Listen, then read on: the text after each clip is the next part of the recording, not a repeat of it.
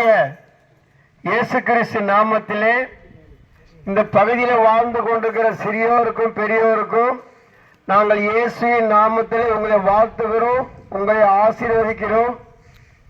இந்த நாளிலே உங்களுக்காக நாங்கள் ஜெபிக்க வந்திருக்கிறோம். யார் யாருக்கெல்லாம் ஜெபிக்கணுமோ ஒரு சிறிது நேரம் கழித்து நாங்கள் ஜெபிப்போம். வேதத்தில் அநேக காரியங்கள் உண்டு. இயேசு உங்களை நேசிக்கிறபடியினால இன்னைக்கு தருவாயிலே இந்த இடத்துல இயேசு எங்களை உங்கள் மூலியமாக கர்த்தர் கொண்டு வந்திருக்கிறார்.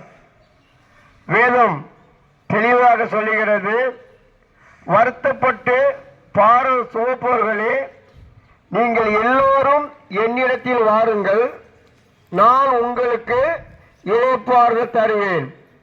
பிரியமானவர்களே, வருத்தம் இல்லை என்று யாருமே சொல்ல முடியாது.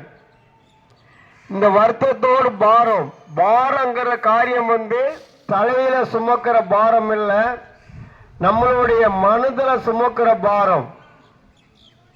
திருமணம் ஆயிருக்கலாம், குழந்தை இல்லையேங்கிற ஒரு பாரம். நீங்க எவ்வளவோ டாக்டரை பார்த்திருக்கலாம், எவ்வளவோ மருந்து மாத்திரை எடுத்திருக்கலாம், ஆனா குழந்தை இல்லையேங்கிற ஒரு பாரம்.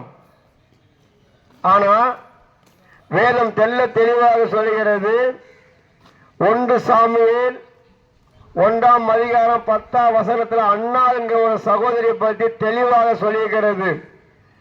அவங்க என்ன பண்ணாங்க, மருந்து மாத்திரை எடுக்கல, தேவனுடைய சமூகத்துக்கு போனாங்க. சமூகத்துக்கு போய் விண்ணப்பம் பண்ணினாங்க, ஆண்டவரே நீங்க எனக்கு ஒரு குழந்தைய கொடுப்பீரானால் நான் அவன் உயிரோடு இருக்கும் போது உமக்கென்று வளர்ப்பேன் என்று பொருத்தனை பண்ணாங்க. டாக்டரை நம்பி போகல, பெரிய பெரிய காரியத்துக்கு போகல, பெரிய பெரிய மனசால நம்பி போகல, இயேசுவை நம்பினாங்க. ஏன் இயேசுவை நம்பினாங்கன்னா, இயேசுவால மட்டும்தான் எல்லாருடைய பாரத்தையும் நீக்க முடியும்.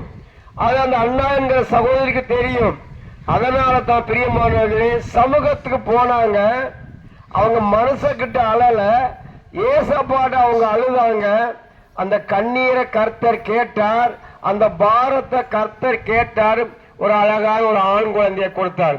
பிரியமானவர்களே, குழந்தை இல்லை என்று ஏங்கி கொண்டு இருக்கிறீங்களா? பாரம் குழந்தையை கர்த்தர் கொடுத்து விட்டார். அந்த குழந்தையை எப்படி